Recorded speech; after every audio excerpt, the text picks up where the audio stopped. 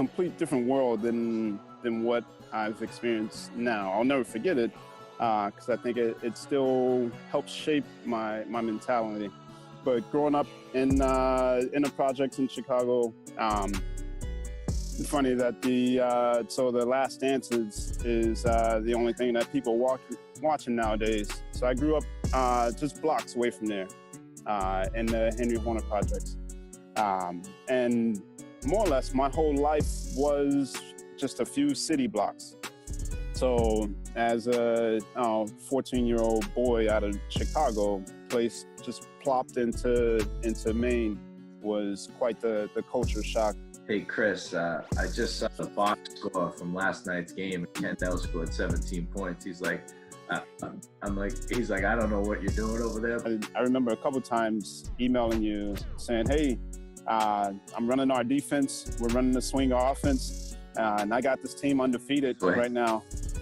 All right, everybody, I want to welcome everyone to our next edition of Dose of Hoops with myself, Coach Bartley at WPI, my assistant coach and former WPI student athlete, Jeff Robinson, 2011 graduate. And we're incredibly fortunate to be joined by Evander Holyfield, who's going to be about his upcoming match with Mike Tyson. Oh, no, wait.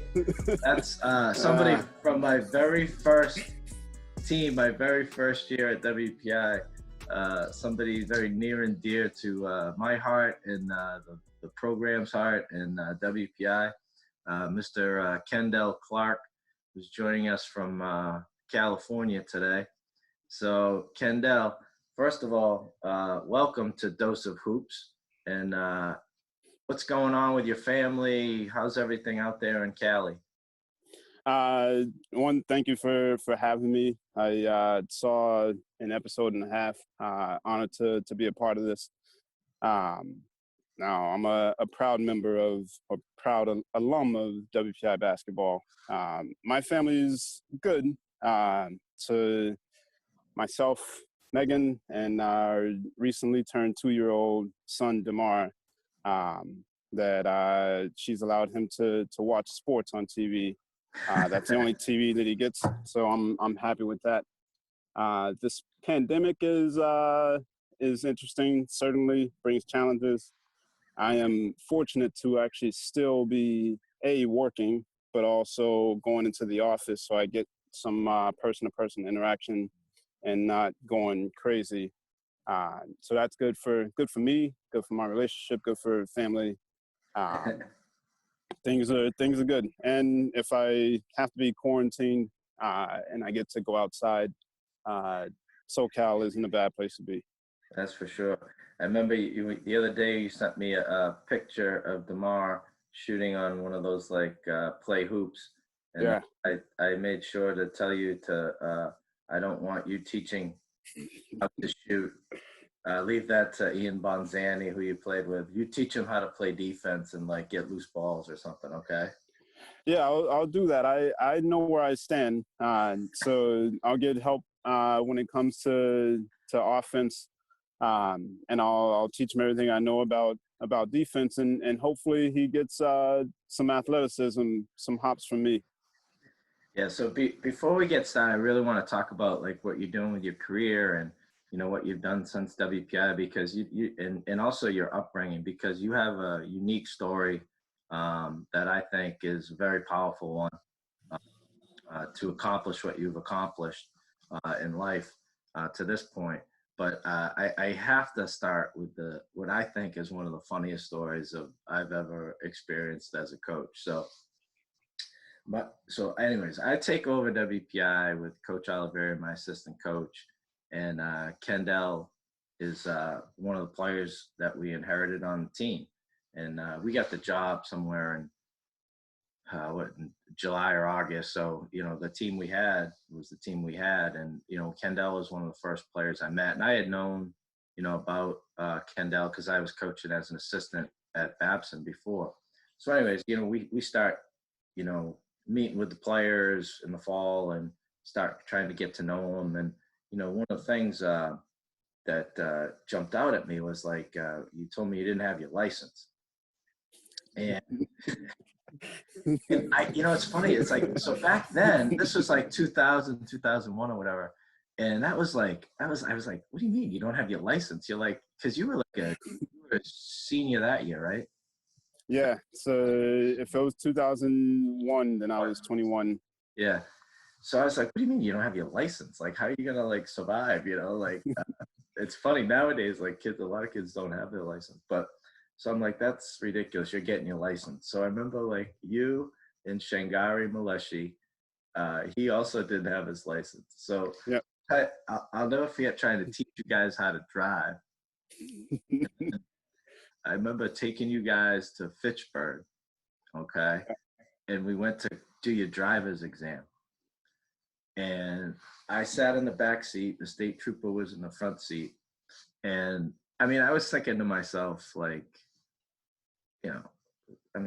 kid's 21 years old, he's a smart guy, he's an electrical engineering major at WPI. He's going to be able to navigate the roads of Fitchburg here, right? So can you explain what exactly happened when you got buckled in there and started to go? So I was second to take my exam. Right. Shangari took his first. And for one, it's intimidating. I'm throwing a qualifier out there. It's intimidating to have a state trooper sitting next to you, knowing that that your immediate destiny rests in his hands. I get in, I buckle up, I check my mirrors. I'm doing everything that they say to do. Check my mirrors, I buckle up, make sure I'm comfortable, and then I put it in gear. Then I go to pull off, and there's a weird sound, and the car doesn't move as you would expect the car to move. And I don't remember if it was you or the trooper who alerted me that and I learned that it was a previous driver. But the car the e-brake was still on. So we're not off to a great start so far. Not at all. Haven't even pulled out of the parking spot. And now I'm thinking that, oh shoot, I have to be perfect now. And the most of the rest of the drive, I think went decently, except for a 3-point turn that turned into like a 5 or 7-point turn. So wait a minute. I think your recollection might be a little bit. I distinctly remember this. That was after I think you took a left, okay, and started driving down the wrong side of a street. Like, in other words, like you took a left off the main street, and then you were driving on the left side of the new street that you just turned on. So I just thought it was really funny that you ended up doing your IQP in London, and so like you could drive down that actual side of the street. So now, were we 0 for 2 on that day? Shangari, he failed. Did he fail too? Oh yeah, we both did. Yeah, 0 for 2. So here I am, yep. Like my first year as WPI basketball coach. I'm here like, I'm gonna make a difference in these guys' lives, teach life lessons, and be a father figure and all this stuff. And I go 0 for 2 on my first. It was so funny. But I will literally never forget that. That was something that was just incredible and a great story. And you had told me then, when we pulled back into the registry, that you would be as successful as you are now. Yeah. I don't know if I would have believed it. But anyways, that was just a fun story I wanted to share with everybody. But can you talk about, your childhood and your upbringing, and, because you're coming from Chicago and, and then coming out here, but what was it like growing up? It was a complete different world than what I've experienced now. I'll never forget it because I think it still helps shape my mentality. But growing up in the projects in Chicago, funny that the Last Dance is the only thing that people watching nowadays. So I grew up just blocks away from there in the Henry Horner projects. And more or less, my whole life was just a few city blocks. Me, my maternal brother and sister, and our mom, who had some issues with drugs, where we end up in separate households. My brother and sister with a cousin adopted by them, and then a teacher who knew my whole family. And she knew them all because she taught everyone but me in first grade, and that was just by chance. So she knew my family well, and she took me in, and that's the lovely Beatty Williams.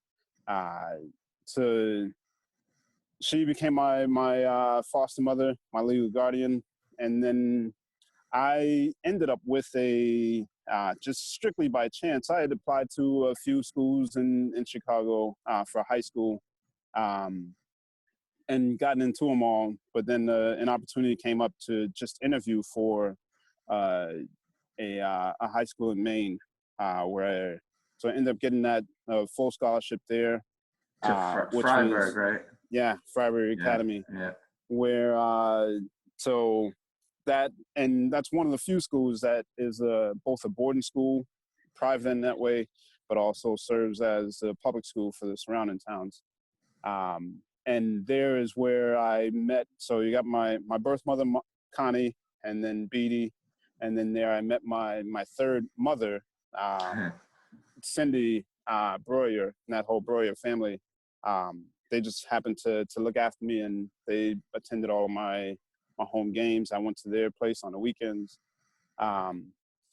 So as a 14-year-old boy out of Chicago, place just plopped into Maine was quite the culture shock. And tons of stories there. But it was odd to have three mothers at that point, but it's quite the blessing now. Then going from there to all 4 years there, played sports to keep my nose clean, and then went on to WPI. It costs you a lot of money on Mother's Day. Yes, it does. So let me ask you this: what was it like when you were like? I'm just trying to put myself in your position. It's hard, but like you're leaving the city of Chicago and you're flying out to wherever, I don't know where you flew out to, Maine or whatever, but like you're 14, like what's going through your mind? Like how like nervous are you, or are you like excited for a new adventure, or are you like scared? The answer is yes. So Beanie and myself flew into Portland, Maine. And then from there, drove to North Conway, New Hampshire, just across the border from Fryeburg. And to go back a little bit, the reason I say yes, it was a bit scary, but exciting. The things I've been through in Chicago, I knew that there was a better quality of life. So that's the excitement. Going away from everything that I knew, that's I don't know about scared, but maybe the anxiety that was there. Yeah. Driving from Portland to North Conway was a little bit over an hour. And so now I'm seeing more trees than I'd ever seen in my life. And I think I turned to ask the driver or ask Beatty at one point, I think we're lost, because I think we passed that tree a few minutes ago, that same tree, because that's all and I think it may have been at night as well, but so nighttime, kid from Chicago. Now, if you put some sirens, a train track, like you give me some of that, I'll be all right. But just driving down like a 2-lane road, middle of the night, there's no street lights, and all you just see is just trees. now, since I've gotten used to it, I can tell you the difference between a tree 5 minutes ago and one that's right in front of me. Yeah, no, it's just incredible, like, and you know, to be put in a just totally different environment. So, was Coach Tilton at Fryeburg at that time? Yeah, he was. Okay, so Jay was there. Yep. And the greatest story, you know, the funny story, when you ended up, I got the job here, and he maintained contact with you. Yep. And I think didn't Jay have two brothers that went to WPI? Yeah. Sure. Yeah. So, yep. You know, we and I knew Jay's dad, you know, is a legendary coach, and now Jay's, you know, done an incredible job. Doing well at Exeter, yeah. He's doing great. And but he would always check up on you. We would email all the time, and yep. But you scored 17 points against Anna Maria.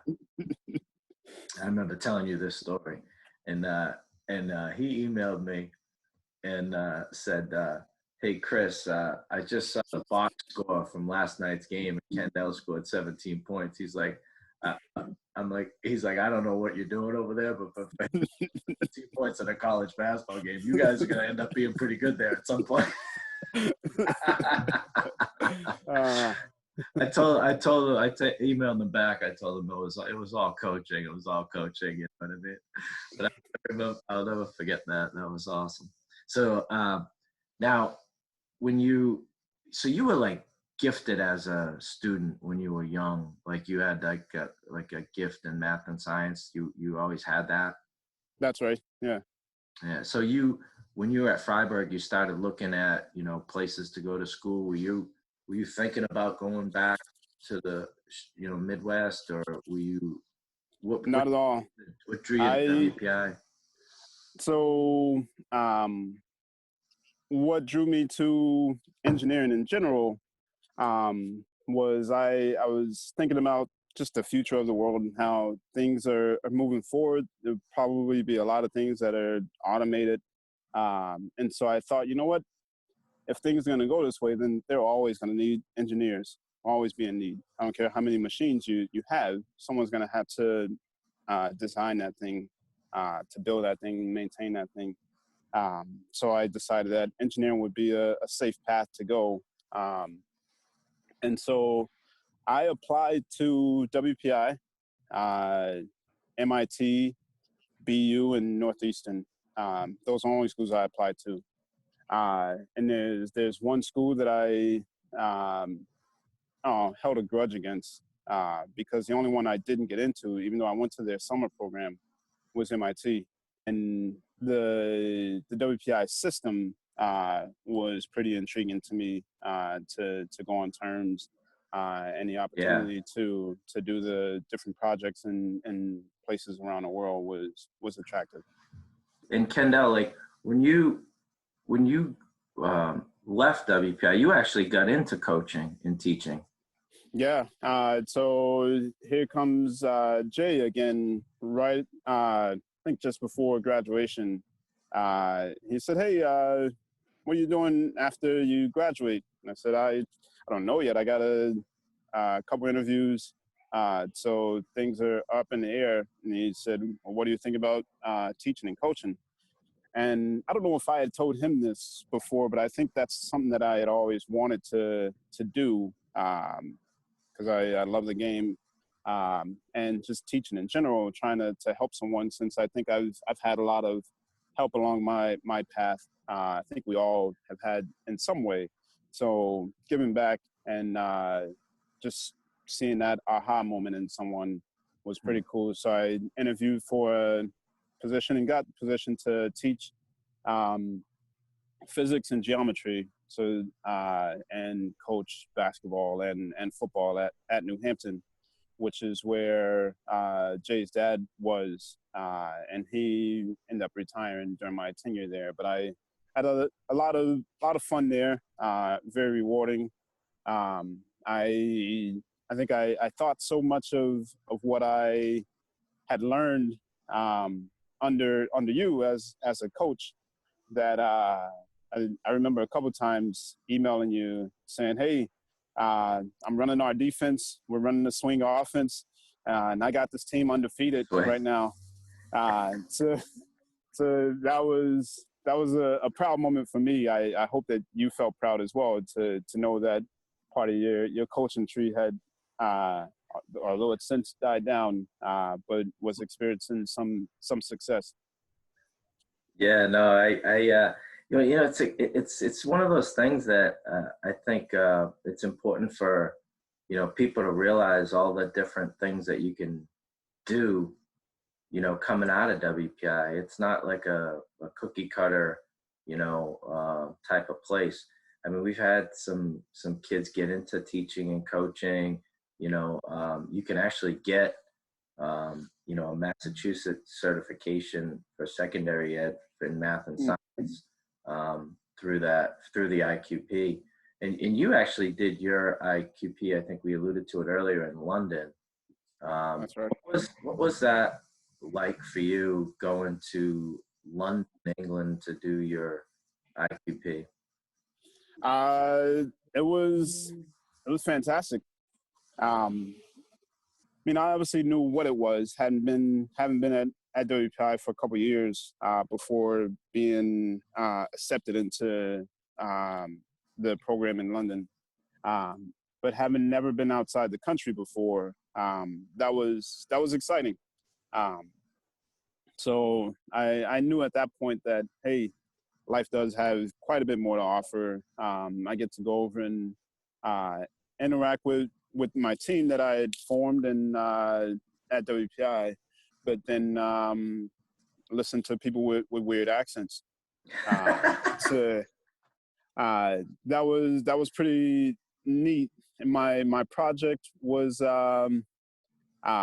actually somewhat sports based as well, because we had to survey all of the what they call pitches, playing fields. So yeah. Over in a particular borough of London, which is the borough of Merton, which is where Wimbledon is. There were businesses that were developing on, saying that they had monetary benefits to develop on them. So youth sports were losing out. So we developed the groundwork to give the youth sports leagues a leg to stand on when they went to court. Oh, cool. That's really cool. Yeah. So, for those that don't know, IQP, it stands for Interactive Qualifying Project. So this is actually working with students outside of your major too. It's not always kids in your major. So you find that people want people that have like that background where they can work with different types of people. Oh, absolutely. Because there's not a day in my professional career, whether it be basketball or engineering, that I'm solely dealing with someone that's inside of my discipline. So to have that skill, whether you call that an interpersonal skill or what have you, I think that's a great thing to have experience in working with others and being able to relate to someone outside of your field, because I can sit here and talk electrical engineering for a half hour, but I would probably I'm good. Yeah, so there we go. So yeah, and to your point, I did work with a mechanical engineer and someone in computer science and someone in management information systems were all along my team in London. Nice. So now tell us about like what you're doing now in your current job, your company, and what like a typical day is for you there. So since I left New Hampton, thinking, for one, I didn't leave because I was bored or anything. I left because I have an engineering degree. So I figured I would try, hey, you know what? I have this degree. Let me see what's in it for me. And I had intended on working for another year, teaching and coaching, that is. So I went to a career fair and somehow just ended up getting an interview on the spot for a company that does work with nuclear power plants.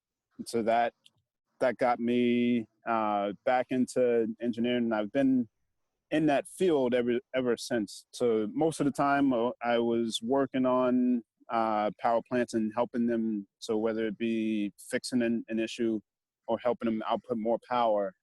Now the last couple years, I've been working with a company that's doing decommissioning.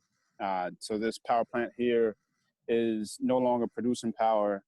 So we're working to safely turn everything off so that you can actually tear down everything on site and turn the area back into green space.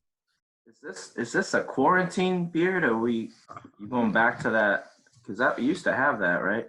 I have cut my hair once. I actually allowed Megan to, with the guard, of course, allowed her to cut the top of my head. Are you saying with a security guard, or? Absolutely. You pay a guy to stand there, like pay him like per the hour. She's gonna cut your hair.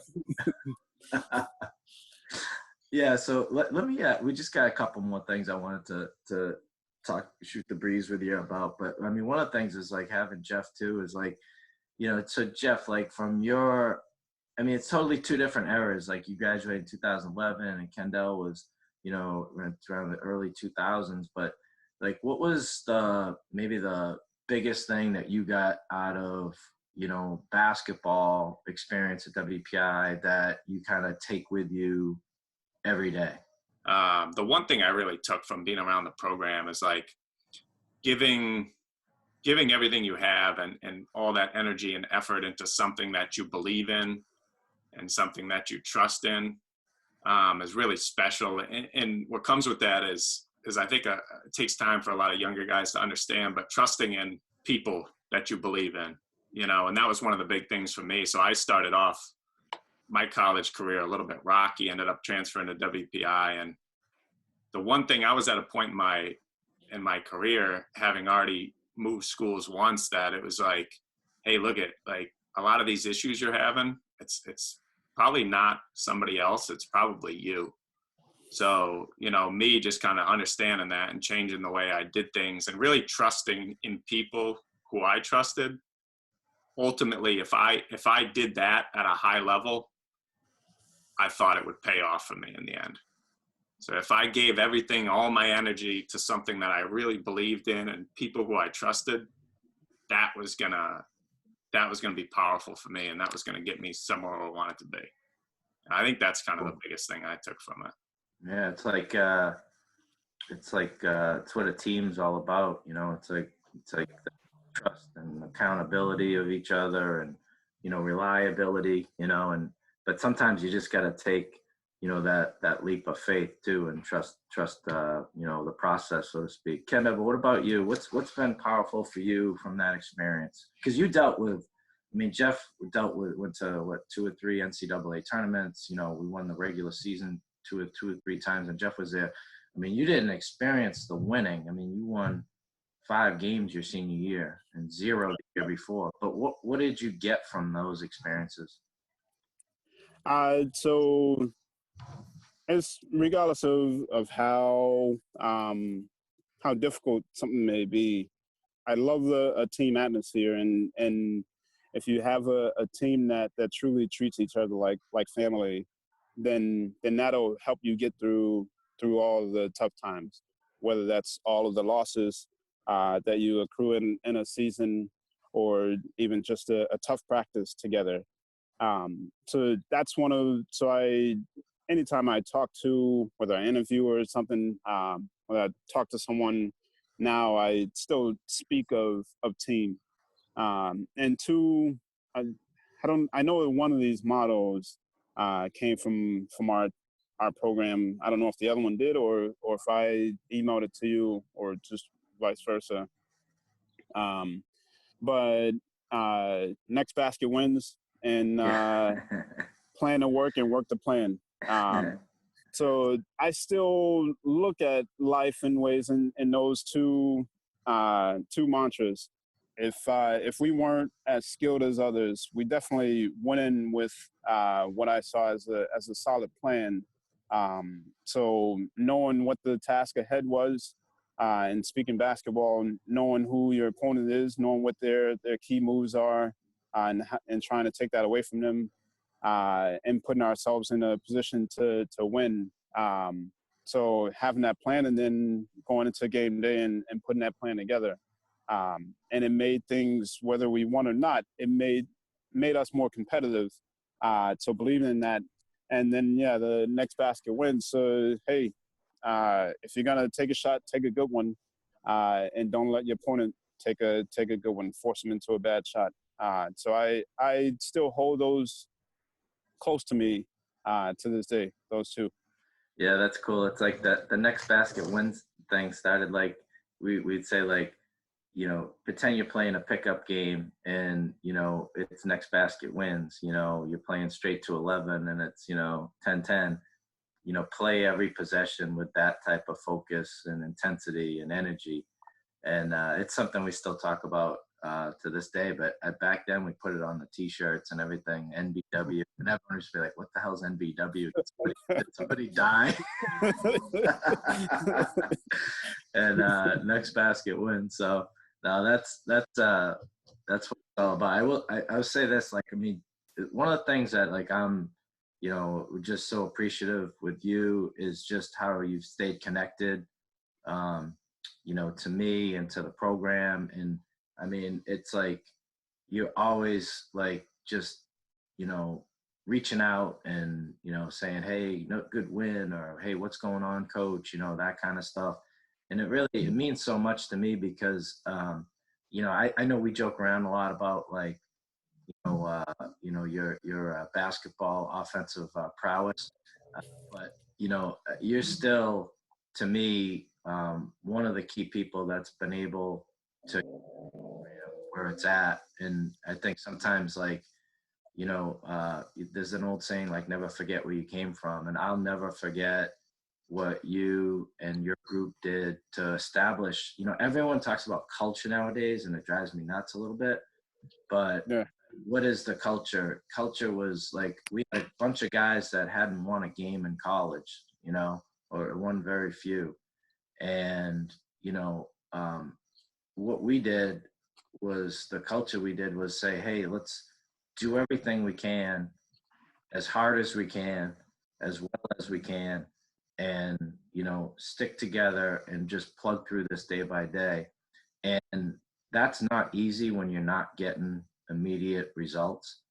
And that's what you guys are able to do to this program. You changed the culture because you guys established the work ethic. You established the mental and physical toughness that it takes to succeed. You put our defense on the map because, we were hanging in there with teams we had no business hanging in with, and we would lose. We'd be in like a 2-point game with like 10 minutes left and we would just get run out of gas. We just didn't have enough talent when teams took it that next step.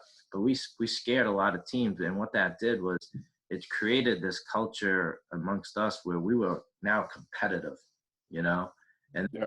Started with you, I think. And so I'll forever be indebted to you for sticking with me too, because I know I wasn't the easiest guy to play for. That's for sure. Yeah. So Coach Barley is very, very passionate, and that showed. But what also showed was your willingness to get out and play with us and have fun too. So knowing that you weren't just a passionate robot, but that there was a person underneath that suit as well.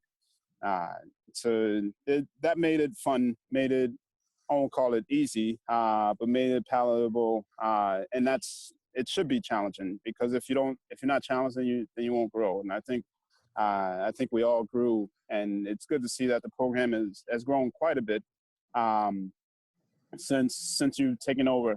I'm happy to see that the gym is full, but that whole path from my time to Flynn to Kane to Jeff, the group now, I'm forever proud as every season I print out the schedule, and whether my office has been in Stoughton, Massachusetts, Canton, or out here in California, I hang that up on my cubicle wall and keep track of what's going on. So I'm happy to see where things are, and always excited for the future. Yeah, that's awesome. And I'll never forget like our first team meeting. And I remember saying to you guys that in 3 years we'll be the best team in our league. And you guys, might not all be there, but you're going to be a big part of getting us where we need to get to. And it was funny because 3 years later, your first year we won, 5 games. Second year we won 7. And then we won 20 or more for the next 13, 14 years and won the league 7 years in a row. So, and we've been to 11 NCAA tournaments the last 15 or so years. So it all started with you, man. And again, I just want to thank you for taking the time to sit in here with us and talk and have some laughs. And we're so appreciative of what you do as far as staying connected with our program. And I hope we get you back to campus, back to this coast at some point when things calm down, and get you to an alumni game. And I'll just let you loose. Take the handcuffs off, let you just run loose, shoot threes, whatever, let you go. Or maybe I'll score 17.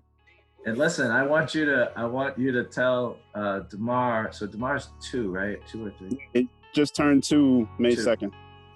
All right, so that means in 16 years that'll be like 2030. He'll be in our 2035, 2036 recruiting database. If you're still there, then I'll definitely push him that way. All right, I appreciate it. All right, hey man, thanks a lot, Kendell. And once again, guys, Kendell Clark, WPI, men's basketball alum up there in sunny Cali. And I want to thank you for being on the Dose of Hoops. Thanks for having me. All right, man. We'll talk soon.